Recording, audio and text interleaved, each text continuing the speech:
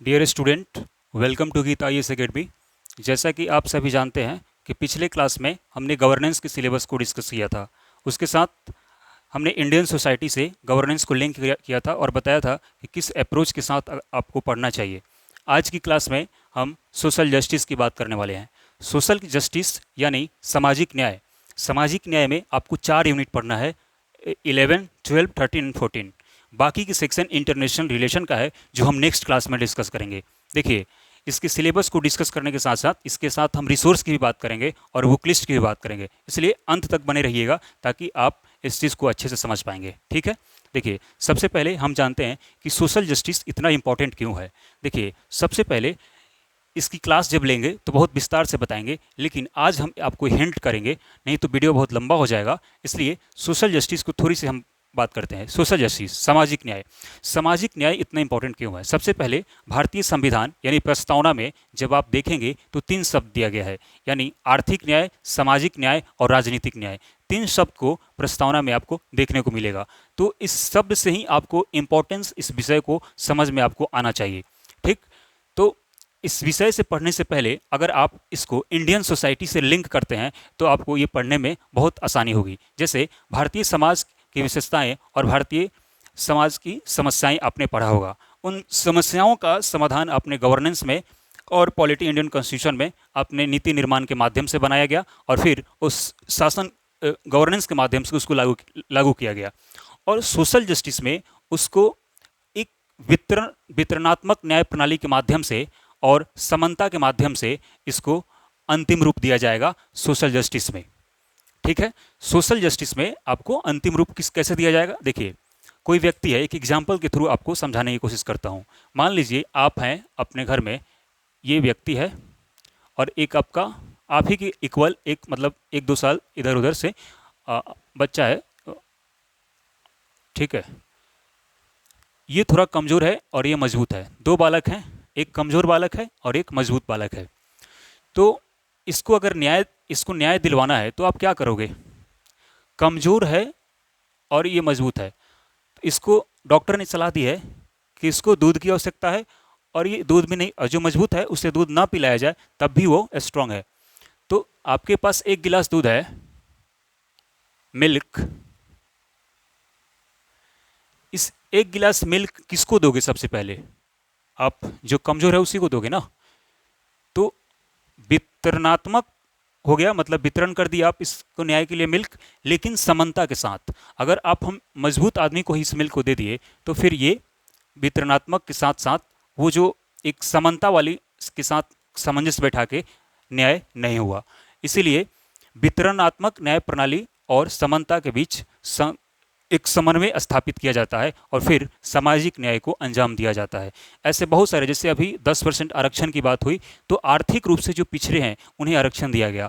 उसी तरीके से ओबीसी को बैकवर्डनेस, सोशल बैकवर्डनेस के आधार पर दिया गया, एजुकेशनली बैकवर्डनेस के आधार पर दिया गया क्योंकि वो पीछे थे। उसी प्रकार SC ST को जो जातीय आधार पे उनके साथ उत्पीड़न हुआ या जो कुछ भी ऐसी घटनाएं हुई जो समाज में गैर बराबरी को बढ़ावा दिया, वो उनके लिए भी हमें विशेष प्रावधान किया गया। साथ ही साथ ऐसे जनजाति के लिए भी किया गया, उनके प्रोटेक्शन के लिए। तो तमाम वनरेबल सेक्शन हमारे देश में है, उनके लिए किया गया। पंचायती राज व्यवस्था में महिलाओं को रिजर्व सीट दिया गया 33%। क्यों दिया गया? क्योंकि वो उनका रिप्रेजेंटेशन भी नहीं है और समाज में एक हाशिए पे वो पैदान पे पाए जाते हैं। इसलिए महिला हो, वृद्धजन हो, तमाम ऐसे जो वनरेबल सेक्शन है उनके लिए विशेष प्रावधान किया जाता है। इसीलिए हम समानता के साथ साथ वितरणात्मक न्याय प्रणाली को अपनाते हैं। मैं जो भी बता रहा हूँ, वितरणात्मक प्रणाली, न्याय प्रणाली, ये सब बड़े बड़े फिलोसफर के माध्यम से दिया गया है, लेकिन आज की क्लास केवल सिलेबस और बुक लिस्ट की है तो हम इस पर विस्तार से बात नहीं कर रहे हैं। ठीक है। आने वाली क्लास में धैर्य रखिए, बहुत सारे ऐसे क्लासेस मैं इंट्रोड्यूस करने वाला हूँ। ठीक है। पहले सिलेबस की बात कर लेते हैं क्योंकि सिलेबस ही आपकी तैयारी का मुख्य आधार होना चाहिए और प्रीवियस ईयर पेपर। तो आइए सिलेबस को देखते हैं और सिलेबस को देख के रीड करता हूँ मैं। ध्यान से सुनिएगा, अगर आपके पास सिलेबस हो तो अपने पास रखिए। ठीक है। देखिए, विकास प्रक्रिया तथा विकास उद्योग, गैर सरकारी संगठनों, स्वयं सहायता समूहों, विभिन्न समूहों और संघों, दानकर्ताओं, लोककारी संस्थाओं, संस्थागत एवं अन्य पक्षों की भूमिका। देखिए, विकास प्रक्रिया, जो विकास की प्रक्रिया है भारत सरकार राज्य सरकार की, वो तथा विकास उद्योग उनसे संबंधित गैर सरकारी संगठन एनजीओ जो है, आजकल देखिए एनजीओ का भी कहीं ना कहीं सामाजिक न्याय में उसकी भूमिका बढ़ गई है। तो उसके बारे में भी आपको पढ़ना है। स्वयं सहायता समूह सामाजिक न्याय में इनकी भी भूमिका, जो सेल्फ हेल्प ग्रुप है उनकी भी भूमिका बढ़ चुकी है, इसलिए आपको इसको ध्यान से पढ़ना होगा। विभिन्न समूहों और संघों दानकर्ताओं लोपकारी, देखो समूह विभिन्न और संघों और दानकर्ताओं, ये इसकी बात समझने की कोशिश कीजिए। दानकर्ता जो ट्रस्ट हैं उस पर जो लोग दान देते हैं, या फिर उनके माध्यम से भी सामाजिक न्याय को एक नए आकार दिया जा रहा है। लोपकारी संस्थाओं संस्थागत एवं अन्य पक्षों की भूमिका, ठीक है, तो ये आपको 11 यूनिट में पढ़ना है, ध्यान से देखिए। इसके बाद केंद्र एवं राज्यों द्वारा जनसंख्या के अति संवेदनशील वर्गों के लिए कल्याणकारी योजनाएं, जो केंद्र है और राज्य द्वारा जनसंख्या, इस देश की जो पॉपुलेशन है उसके क्षेत्र में जो अति संवेदनशील वनरेबल सेक्शन है उनके लिए कल्याणकारी योजनाएं। भारत एक कल्याणकारी राज्य है, तो उनके साथ क्या इंसाफ किया जाएगा, न्याय कैसे दिलाया जाएगा, इसकी बात, उनसे संबंधित जो योजनाएं बन रही है कार्य, उसका निष्पादन कैसे किया जाएगा, विशेष प्रकार से अति संवेदनशील वर्गों के रक्षा एवं बेहतरी के लिए गठित तंत्र विधि संस्थान एवं निकाय काम करेगी। ठीक है, तो इस पर आपको विशेष ध्यान देना है। स्वास्थ्य शिक्षा मानव संसाधनों से संबंधित सामाजिक क्षेत्र सेवाओं के विकास और प्रबंधन से संबंधित विषय, जो स्वास्थ्य संबंधित है, जैसे आयुष्मान भारत योजना, क्या ये भी एक सामाजिक न्याय का आधार है? बिल्कुल है। उसी प्रकार शिक्षा, न्यू एजुकेशन पॉलिसी में बहुत सारे सुधार किया गया और एक समावेशी शिक्षा पद्धति के माध्यम से भारत के सामाजिक न्याय की अवधारणा को मजबूत और प्रबल किया गया। शिक्षा, इसके बाद मानव संसाधनों से संबंधित सामाजिक क्षेत्र में, मानव संसाधन यानी एक मानव है उसको संसाधन में क्रिएट करना है, तो भारत सरकार ने स्किल इंडिया जैसे प्रोग्राम को लॉन्च किया। क्यों? क्योंकि अगर आप एक मानव है, अगर संसाधन में तब्दील करना है तो आप आज के आधुनिक युग में आपको स्किल होना बहुत ज़रूरी है। अगर आप स्किल नहीं है तो आप संसाधन में तब्दील नहीं हो सकते हैं और आप रोजगार के काबिल भी नहीं बन सकते। इसलिए आपको मानव संसाधन से संबंधित सामाजिक क्षेत्र सेवाओं के विकास और प्रबंधन से संबंधित विषय भी पढ़ना होगा, और उसे जमीनी स्तर पर लागू करने के लिए लोगों को कैसे स्किल किया जाए इसमें पढ़ा जाएगा। गरीबी एवं भूख से संबंधित विषय, देखिए गरीब और उससे भूख से संबंधित, जैसे हंगर इंडेक्स में आपने देखा होगा कि भारत की इंडेक्स खराब है पूरी दुनिया की कंपेयर में, तो कहीं ना कहीं भारत भूख से संबंधित, जैसे आपने देखा होगा गरीब कल्याण योजना, तो उससे संबंधित गरीब कल्याण योजना अभी भी चल रही है, यानी भारत में भी गरीबी और से संबंधित समस्याएं हैं, तो उस पर किस तरीके से पढ़ना है ये सिलेबस में आपको दिया गया है। एक बार मैं फिर से रीड कर दूं, आप देखिए ध्यान से। मैं बोल देता हूं क्योंकि हो सकता है विजिबल दिखाई ना दे रहा हो, तो आप कमेंट बॉक्स में जरूर बताएं ताकि इसको और सुधार किया जा सके। ठीक है, देखिए 11 यूनिट है विकास प्रक्रिया तथा विकास उद्योग गैर सरकारी संगठनों स्वयं सहायता समूहों विभिन्न समूहों और संघों दानकर्ताओं लोपकारी संस्थाओं संस्थागत एवं अन्य पक्षों की भूमिका। 12 नंबर यूनिट पे है केंद्र एवं राज्यों द्वारा जनसंख्या के अति संवेदनशील वर्गों के लिए कल्याणकारी योजनाएं और इन योजनाओं का कार्य निष्पादन और इन अति संवेदनशील वर्गों की रक्षा एवं बेहतरी के लिए गठित तंत्र विधि संस्थान एवं निकाय। 13 नंबर है स्वास्थ्य शिक्षा मानव संसाधनों से संबंधित सामाजिक क्षेत्र सेवाओं के विकास और प्रबंधन से संबंधित विषय गरीबी। 14 नंबर है गरीबी एवं भूख से संबंधित विषय। तो ये 4 यूनिट आपको पढ़ना है यूपीएससी के सिलेबस में, सामाजिक न्याय के सिलेबस है ये।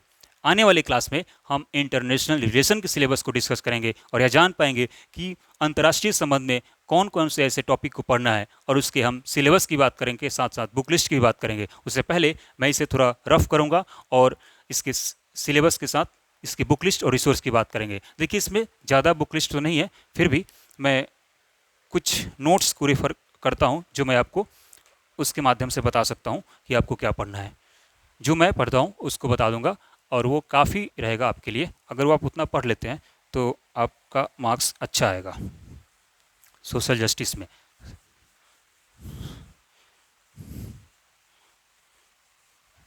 एक मिनट रुकिए।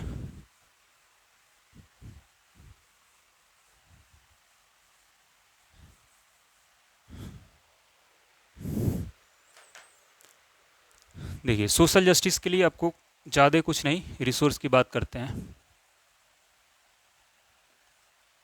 पहले तो आप न्यूज़पेपर इसकी सहायता लेंगे, जो भी न्यूज़ आ रहा है सोशल जस्टिस से संबंधित उसको। उसने नंबर में आपको कोचिंग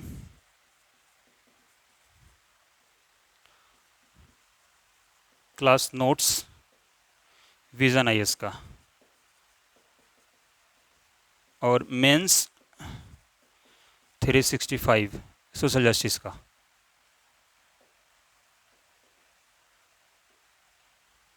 इसके बाद newspaper, coaching class notes, vision, और ये हो गया। देखिए इसमें बुक्स मार्केट में आपको अच्छे नहीं मिलेंगे, अब बुक पढ़ना भी नहीं चाहिए, छोटी सी सब्जेक्ट है, इसको आप कोचिंग क्लास के नोट से और vision 360 mains current affairs update करना है, न्यूज़पेपर पढ़ना है, हो गया। और इसके बाद PYQ कर लीजिए आप, PYQ कर लीजिए, देख लीजिए ट्रेंड कैसा है। मैं एक दो क्वेश्चन आपको अभी बताने वाला हूँ, ठीक है। इतना कर लेंगे बहुत इनफ है। अगर इससे ज़्यादा करना है तो बहुत कुछ मार्केट में मिल रहा है, आप देख सकते हैं, बट मैं अपनी तरफ से आपको सजेस्ट करूंगा कि सोशल जस्टिस के लिए इतना इनफ है। और जितने भी NCERT पढ़े हैं, जैसे मान लीजिए इंडियन सोसाइटी के लिए आपने NCERT पढ़ा है,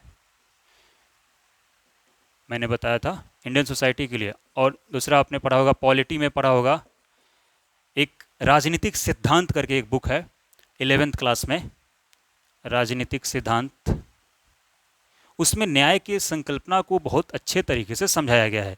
मैं जब क्लास लूँगा NCERT बैच, अभी 2-4 दिन के बाद लंच करूँगा, तो मैं आपको वहाँ भी सारी चीज़ बताई जाएगी। बट आप अपने स्तर से पढ़ना चाहते हैं तो राजनीतिक सिद्धांत, पॉलिटी और इंडियन सोसाइटी वाले जो खंड है, वहाँ से आप इसकी बहुत सारे टॉपिक कवर कर सकते हैं। लेकिन अगर आप मेरे से रिसोर्स की बात पूछ रहे हैं तो newspaper, coaching class notes, vision IAS का और मेंस 365 और PIQ, इन तीनों सिलेबस, PIQ और इस नोट को अगर आप इंटीग्रेट कर लेते हैं तो आपका मैक्सिमम चीज़ कवर हो सकता है। इसलिए इस पर स्ट्रिक्ट रहिए, ठीक है। अब थोड़ा क्वेश्चन हम देख लेते हैं PIQ का, ठीक है।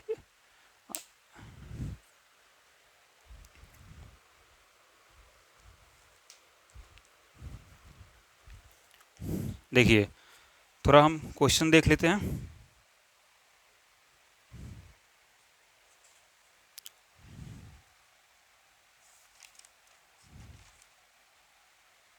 जैसे हमने हेल्थ वाला टॉपिक पढ़ा था, ठीक है, हेल्थ वाला सिलेबस में था, तो महिलाओं से संबंधित समस्या है, उसको न्याय दिलाना है, तो उससे संबंधित क्वेश्चन देखिए पूछा हुआ है। बहुत 2006 में क्वेश्चन है कि बालिका भ्रूण हत्या के संबंध में लिखिए। और यह कहीं ना कहीं महिलाओं की समस्या को प्रदर्शित कर रहा है, वर्तमान समय हो या कभी भी। महिलाओं की सबसे बड़ी महिलाओं से संबंधित जो समस्याएं हैं, आज भी बहुत ज़्यादा समस्या है उनसे संबंधित। वो घर से बाहर निकलने की स्थिति में भी आज भी बहुत ऐसे स्थल पे, जो कार्यस्थल है, जहाँ काम वो ऑफिस में जाती हैं, वहाँ भी उनके लिए काफ़ी चुनौतीपूर्ण है आज भी। मतलब ऐसे बहुत सारे केसेस आप देख रहे होंगे। तो उसमें कैसे रिफॉर्म किया जाए, आपके पास सुझाव और अच्छे अच्छे जो भी आपके पास सुझाव हो वो देना पड़ेगा। बालिका भ्रूण हत्या के संबंध में लिखिए, आपको इसको 2006 में पूछा था, बट हम थोड़ा अपडेटेड क्वेश्चन देखते हैं। देखिए 2020 में क्वेश्चन का 2020 का क्वेश्चन देखते हैं। सामाजिक विकास की संभावनाओं को बढ़ाने के क्रम में विशेषकर जरा चिकित्सा या मातृ स्वास्थ्य देखभाल के क्षेत्र में सुदृढ़ और पर्याप्त स्वास्थ्य देखभाल संबंधी नीतियों की आवश्यकता है, विवेचना कीजिए। तो ऐसे ऐसे क्वेश्चन आते हैं। इसके बाद एक ये है कि एक और है शिक्षा पे, एजुकेशन पे है। हाल ही में यह अनुभव किया गया है कि नियंत्रण से परे की विभिन्न शक्तियों के कारण भारत के अनेक विश्वविद्यालयों द्वारा दी जाने वाली उपाधियां धारकों की योग्यताएं एवं क्षमता को सही ढंग से प्रदर्शित नहीं करता। क्या ऐसे में रोजगार से इन उपाधियों को अलग करना चाहिए? इस संबंध में आप निजी विचार प्रकट कीजिए। इसलिए मैं आपसे बार बार कहता हूँ, यहाँ पे निजी विचार कैसे प्रकट करोगे आप बुक्स, किताबें, नोट्स सब पढ़ लो, जब तक आप बौद्धिक जुगाली नहीं करोगे, यानी अपने स्तर पर नहीं सोचोगे, तो ये समझ लीजिए कि आप किसी भी क्वेश्चन का लिखने के आंसर लिखने की स्थिति में नहीं रहोगे, ठीक है। इसीलिए मैं आपको बार बार ये हिंट कर रहा हूँ कि आप अपने स्तर पे इसको सोचने की तरीका बेहतर कीजिए, आप चिंतन कीजिए, मनन कीजिए, उसके माध्यम से आप अच्छे आंसर लिख पाएंगे, ठीक है। तो आज की क्लास में इतना ही था, और नेक्स्ट क्लास में इंटरनेशनल रिलेशन जैसे सिलेबस और उसकी बुक लिस्ट और रिसोर्स की बात करेंगे। आपने इस वीडियो को काफ़ी धैर्य के साथ देखा, बहुत बहुत धन्यवाद। नेक्स्ट मिलते हैं नेक्स्ट क्लास में।